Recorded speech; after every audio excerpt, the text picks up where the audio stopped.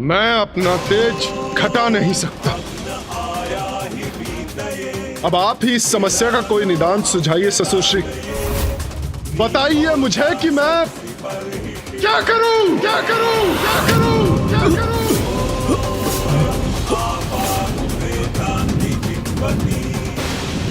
इस लोह पात्र में गिरकर सूर्य देव की किरणें शिथिल पड़ रही हैं।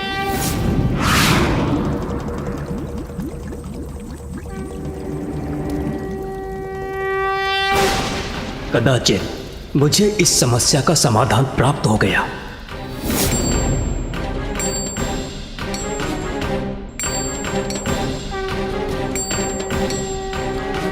संसार के महानतम शिल्पकार विश्वकर्मा ने सूर्यदेव की समस्या का समाधान ढूंढ लिया और अपने विशेष उपकरणों से उनके तेज को खंडित किया।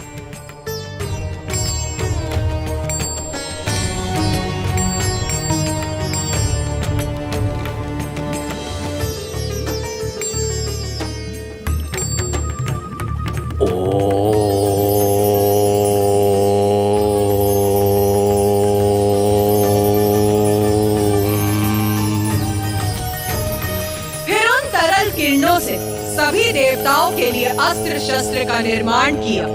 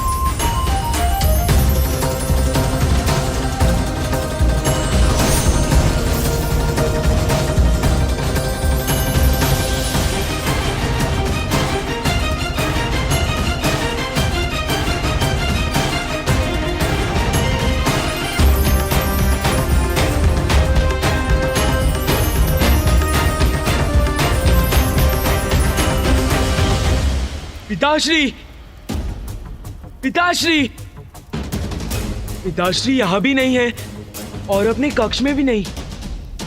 क्या वो नाना जी के स्थान से अब तक लौटे नहीं?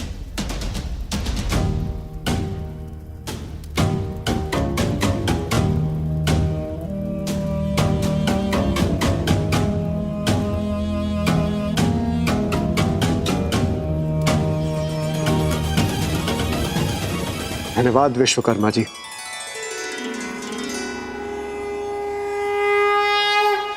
एक ओर तो सभी देवताओं को उनके नवीन शस्त्र प्राप्त हो गए, तो वहीं दूसरी ओर अभी भी कुछ किरणें शेष थी, जो कदाचित विश्वकर्मा को आदेश दे रही थी कि उन्हें उन शेष किरणों का उपयोग कर एक और शस्त्र का निर्माण करना चाहिए।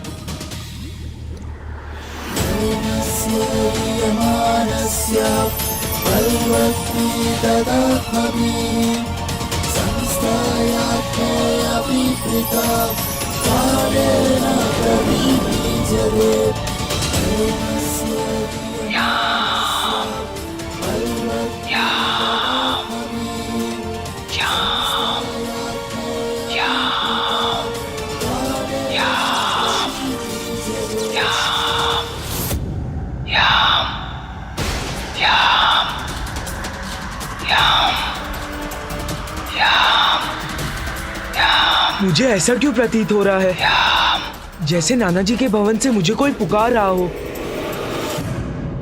ये किस प्रकार के शस्त्र का निर्माण किया था देवशिल्पी विश्वकर्मा जी ने माता? वो साधारण अस्त्र नहीं, मृत्युपाश था, मृत्युपाश था, मृत्युपाश था।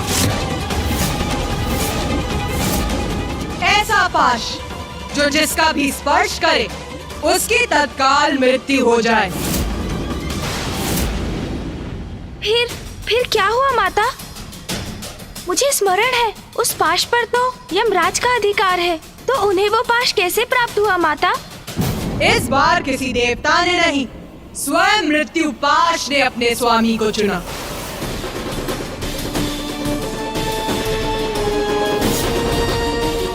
ये किंतु शस्त्र कैसे चुन सकता है अपना स्वामी?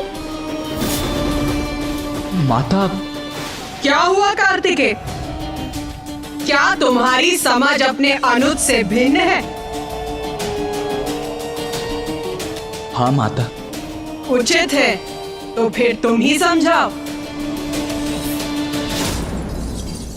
अनुज गणेश, तुम तो सर्वज्ञाता हो, बुद्धि के देवता हो, किंतु फिर भी यदि तुम मेरे मुख से शस्त्र की महिमा समझना चाहते हो तो सुनो। शस्त्र और योद्धा एक दूसरे के पूरक हैं। यह कोई संयोग नहीं है कि पिताश्री, मामा जी, फूफा जी, समस्त देव, मैं और तुम्हारा भी अपना एक विशेष शस्त्र है। प्रत्येक शस्त्र का स्वामी पूर्व से ही नियत होता है, और फिर जो कुछ भी घटित हो रहा था वो तो मां की लीला का ही परिणाम था। सर्वथा उचित कहा तुमने कार्तिकेय।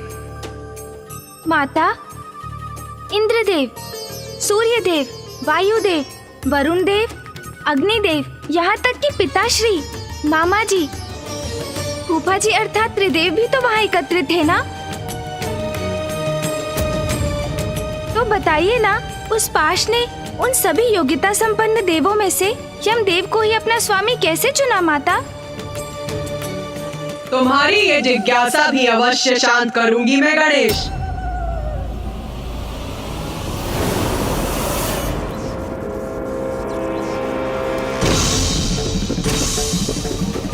अद्भुत है ये शस्त्र, ये पाश। मैंने इस पाश का सृजन कैसे कर दिया? कैसे हुआ ये? इस पाश का स्वामित्व तो देवराज अर्थात मुझे ही प्राप्त होना चाहिए।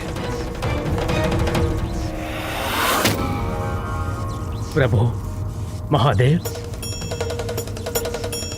ये पाश, मुझे तो कुछ भी स्मरण नहीं है कि मैंने इसे कब, कैसे और क्यों रचा।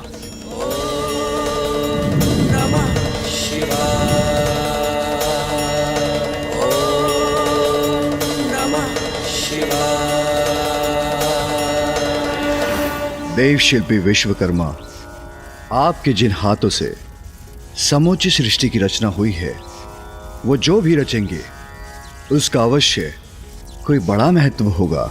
किंतु प्रभु, आप त्रिदेवों के साथ इंद्रदेव और सभी देवों के शस्त्रों का मैं पूर्व ही निर्माण कर चुका हूं। फिर इस पाश रूपी शस्त्र का क्या रहस्य है?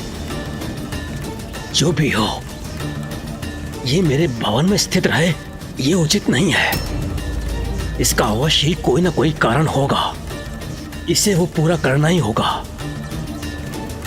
किंतु इसका अधिकार किसे मिलेगा? ये हम कैसे ज्ञात करेंगे?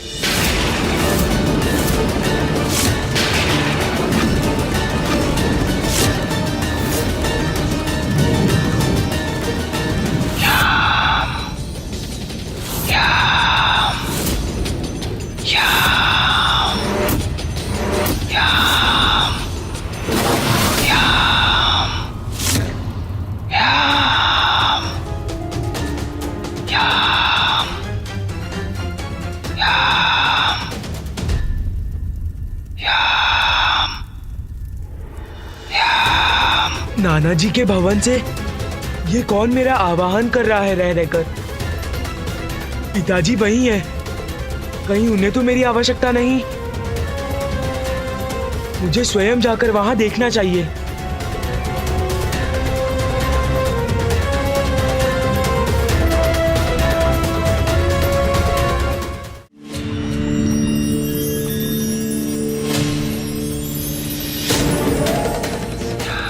मैंने इस पाश का सृजन कैसे कर दिया? कैसे हुआ ये? मुझे ऐसा क्यों प्रतीत हो रहा है जैसे नाना जी के भवन से मुझे कोई पुकार रहा हो। मुझे स्वयं जाकर वहां देखना चाहिए।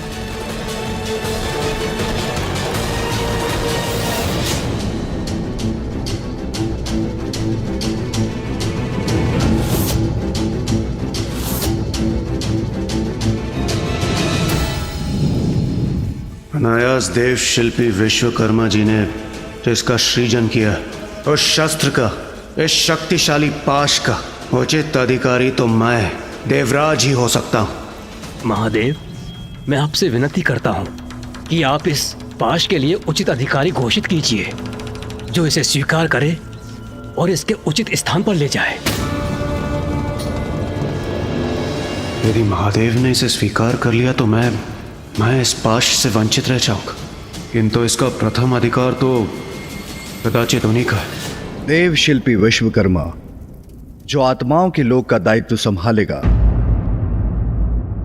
वही इस पाश का अधिकारी होगा।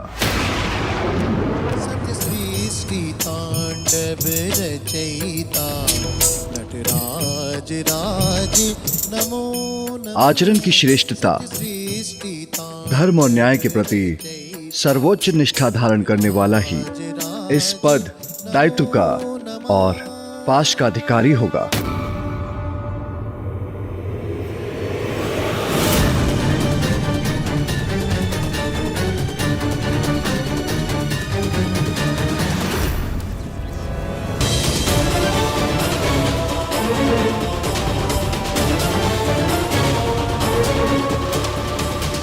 देवगण, मुझे ज्ञात है आप सभी इस पाश को पाने के लिए लालायित हो रहे हैं,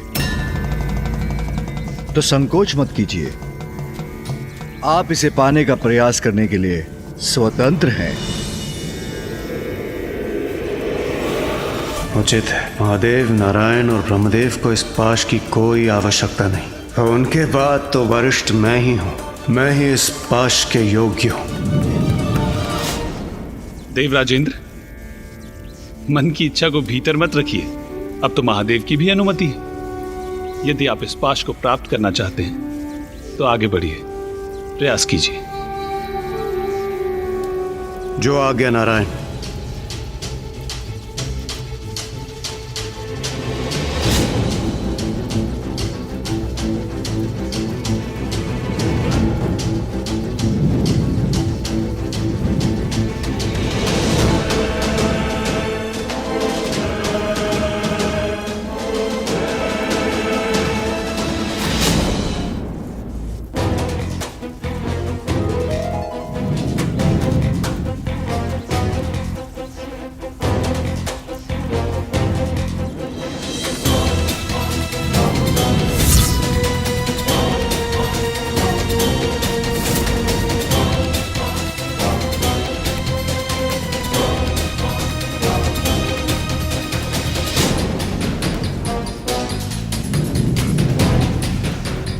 बस अब पल भर में यह पाश मेरा ही होगा।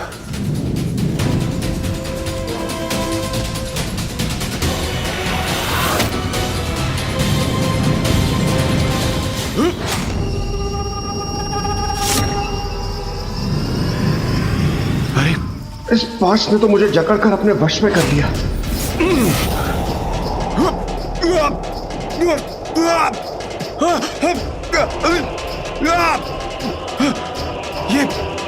ये कहां गिरा जा रहा हूं मैं? ये कौन सा लोक है ये? देवराज,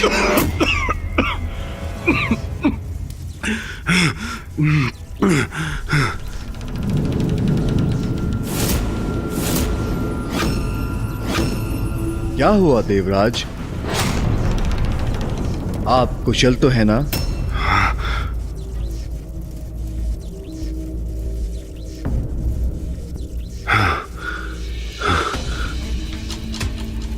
इस पाश से दूर रहना ही उचित होगा।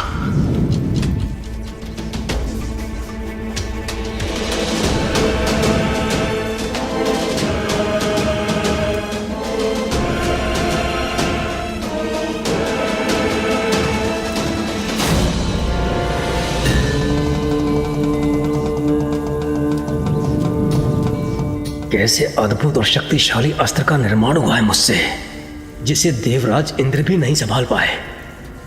कोई तो अवश्य होगा जो इसका अधिकारी बनेगा।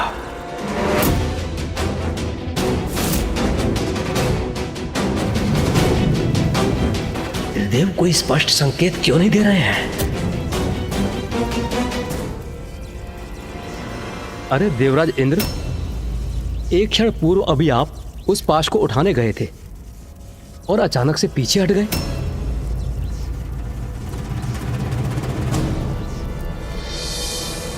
अग्निदेव, यदि आपकी इच्छा है तो आप स्वयं प्रयास क्यों नहीं कर लेते? समझ गया मैं। इंद्रदेव पाश को अपने वश में नहीं कर सके, इसलिए ऐसे वचन बोल रहे हैं। मैं अग्नि का देवता हूं, इसलिए ये पाश तो मेरा ही होना चाहिए। प्रभु, यदि आपकी आज्ञा हो तो इस पाश को उठाने का प्रयास करूं।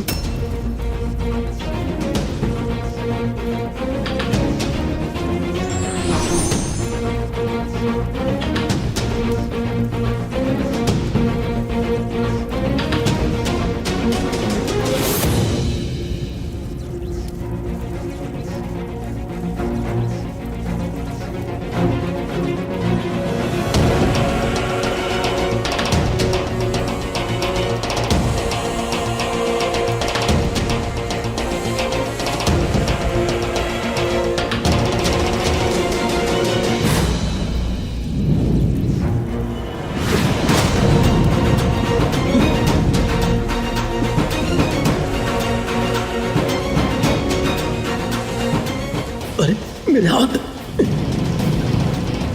इन अंधकारी छिद्रों में कैसे फंस गए मेरे हाथ? सहायता कीजिए, कोई मेरी सहायता कीजिए।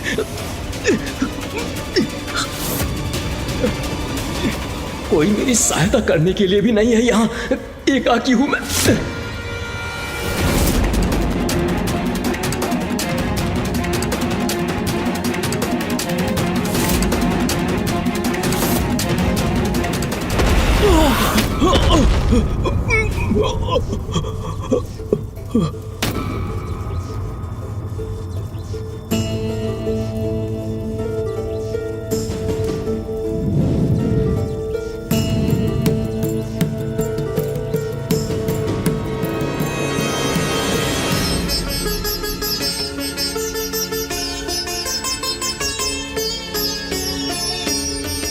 इंद्रदेव, अग्निदेव, ये क्या हुआ आप लोगों को?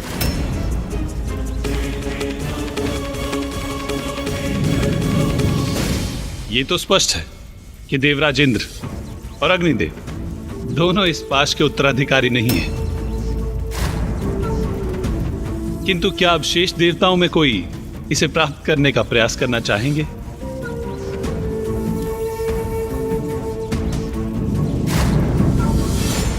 ये पाश मुझे आकर्षित तो कर रहा है, किंतु इंद्रदेव और अग्निदेव के प्रयत्न का परिणाम देखकर मैं सशंकित भी हूं। इंद्रदेव और अग्निदेव दोनों इसे उठाने में असफल क्यों हुए? किंतु यह आवश्यक नहीं कि जो पाश इंद्रदेव और अग्निदेव नहीं प्राप्त कर सके वो मैं भी ना उठा सकूं। इस पाश को पाकर अपनी प्रतिष्ठा बढ़ाने के इस स्वर्ण अवसर को गंवाना उचित नहीं।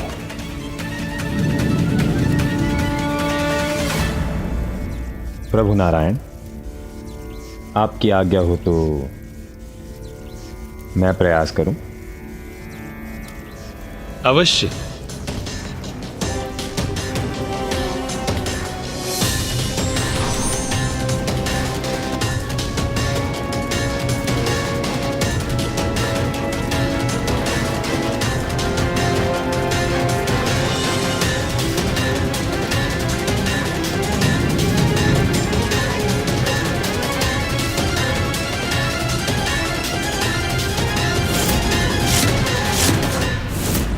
एक एक कर सभी देवताओं ने उस पाश को अपने वश में करने का प्रयास किया और असफल हुए।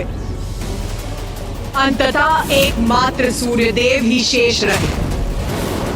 ये पाश जिसका निर्माण मेरी किरणों के पेट से हुआ है, उसने सभी अन्य देवताओं को अस्वीकार कर दिया। त्रिदेव तो पूर्व में ही स्पष्ट कर चुके हैं कि ये पाश उनके लिए नहीं, तो क्या मैं इसका अधिकारी हूं?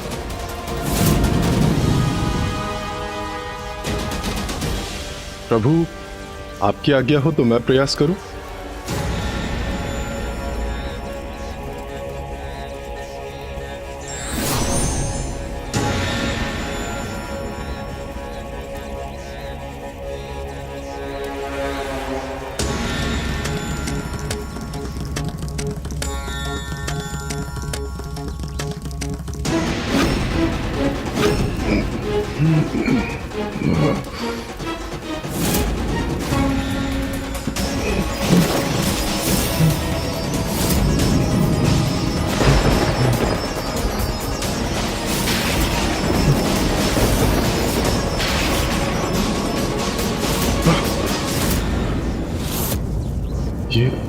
ये कैसा विचित्र दृश्य दिखाई दिया मुझे। सूर्यदेव, कहिए, क्या देखा आपने? महादेव, वो मैंने देखा कि वो पिताश्री,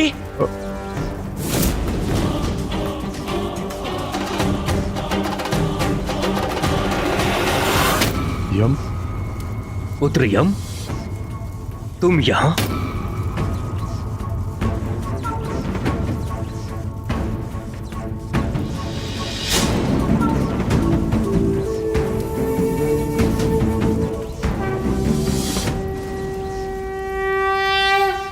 पिताश्री, मुझे ज्ञात था आप यहाँ हैं, तो जब मुझे प्रतीत हुआ कि कोई मुझे यहाँ से पुकार रहा है, तो मैं आपका विचार कर यहाँ चला आया। यम को प्रतीत हो कोई पुकार रहा है उसे यहाँ से, और मैंने जो दृश्य देखा, तो क्या यम? पुत्र यम, उचित समय पर उचित स्थान पर पहुंचे हो तुम। महादेव, मैं कुछ समझा नहीं। शीघ्र सब समझ जाओगे पुत्र, किंतु सर्वप्रथम जाओ उस पाश को उठाओ।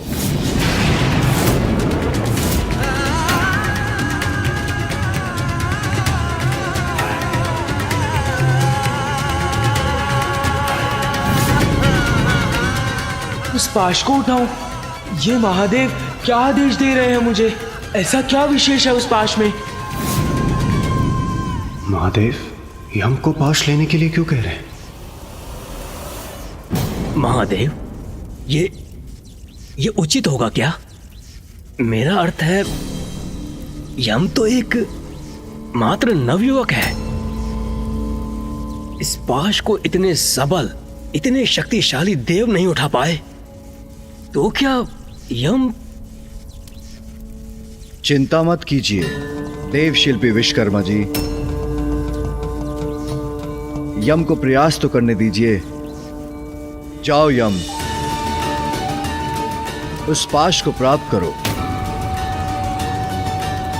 जो आज्ञा प्रभु। महादेव, नारायण, ब्रह्मदेव।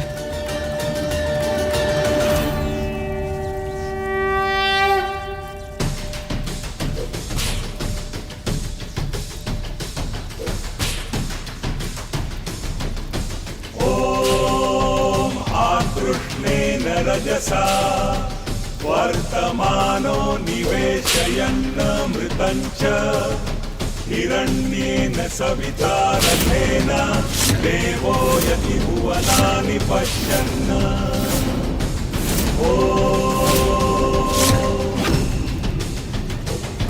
ॐ अग्निमूर्धादिवः उत्पत्तिः पृथिव्या अयम् आपादुमेतान्ति। यम, सूर्यपुत्र यम, मैं आपको अपना स्वामी स्वीकार करता हूँ। यमराज,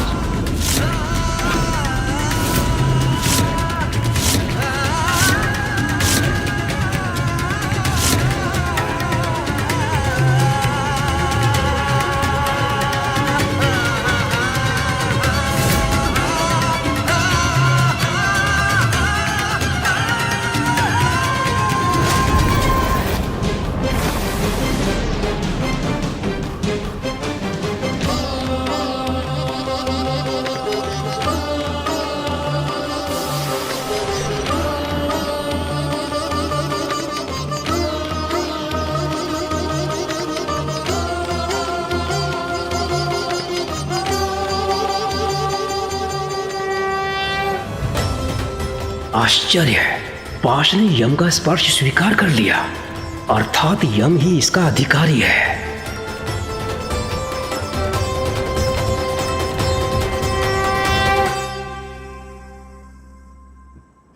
मेरे पुत्र यम ने इस पाश का स्वामित्व प्राप्त किया।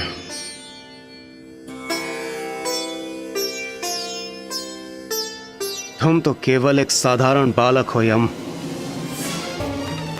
फिर ऐसा क्या है तुम में जो इस पाश ने मुझ देवराज इंद्र को छोड़कर तुम्हें अपना स्वामी स्वीकार कर लिया?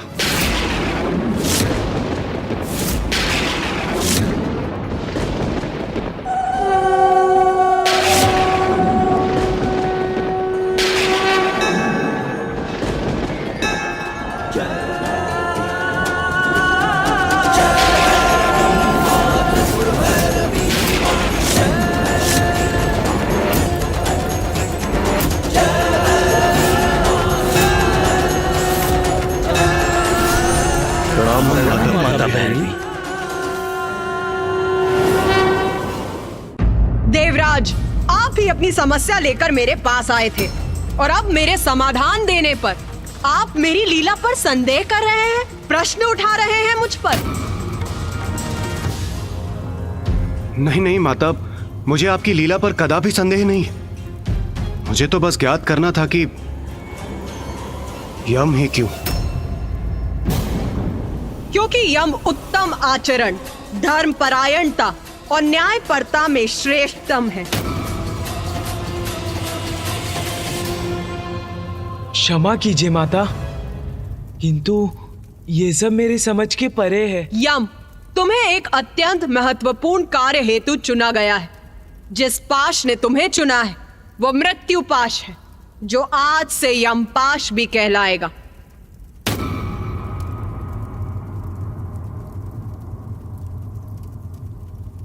ये तो आपका सौभाग्य है देवगण कि आप सभी सुरक्षित हैं।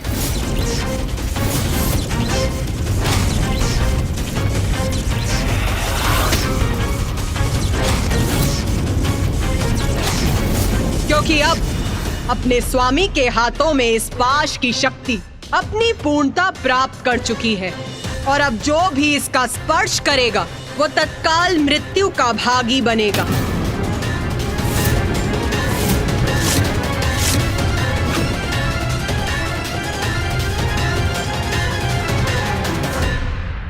यम, मैं तुम्हें मृत्यु का देवता और मृत्यु के उपरांत आत्माएं जिस लोक में निवास करेंगी उसका अधिपति बनाती हूँ।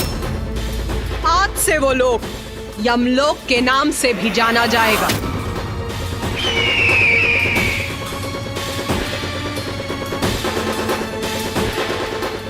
और उसकी व्यवस्था को सुचारू और नियंत्रित रूप से चलाने का दायित्व तुम्हारा होगा। आयु समाप्त होने पर जीव को इस पाश से बंदी बनाकर यमलोक लाना होगा तुम्हें और उसके कर्मों के अनुसार उसकी उचित गति निर्धारित करनी होगी।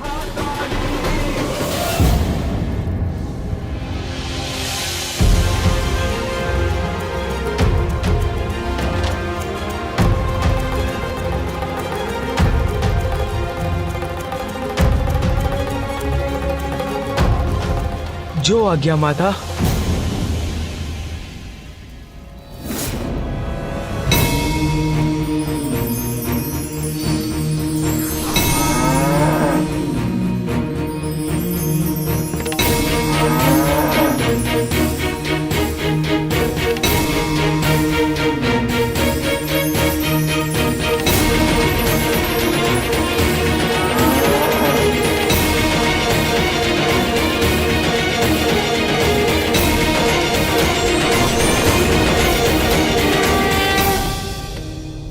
मुझे गर्व है कि माता ने मुझे इतना बड़ा कार्य दिया है, किंतु क्या मैं इतना बड़ा दायित्व निभा सकूंगा? इस दायित्व को निभाने में चित्रगुप्त और यमदूत तुम्हारे सहायक बनेंगे।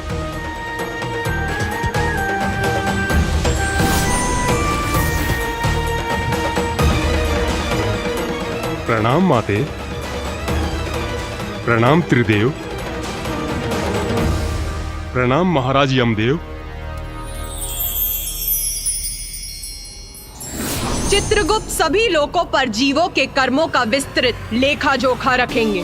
विचार, शब्द और क्रिया से जीव जो भी कर्म करेंगे चित्रगुप्त उन्हें सूचीबद्ध करेंगे। और जब मृत्यु होगी, यमराज अपने दूतों की सहायता से उन आत्माओं को उनके कर्मों के अनुसार उचित फल देंगे। यम, तुम अपने लोक अर्थात यमलोक में भू विचार नामक आसन पर बैठकर आत्माओं के कर्मों का विचार करोगे और तुम्हारे दूत आत्माओं को बंदी बनाकर लाने में तुम्हारी सहायता करेंगे। जो आज्ञा माता। जो आज्ञा माता। स्मरण रहे यम, मेरे द्वारा नियत जन्म और मृत्यु के विधान के अनुसार समय आने पर किसी की भी मृत्यु टलनी नहीं चाहिए। माता, मुझे इतना बड़ा दायित्व सौंपने के लिए आपको कोटि कोटि धन्यवाद। माता, जो असंभव है वो संभव कैसे हुआ, बताइए ना माता।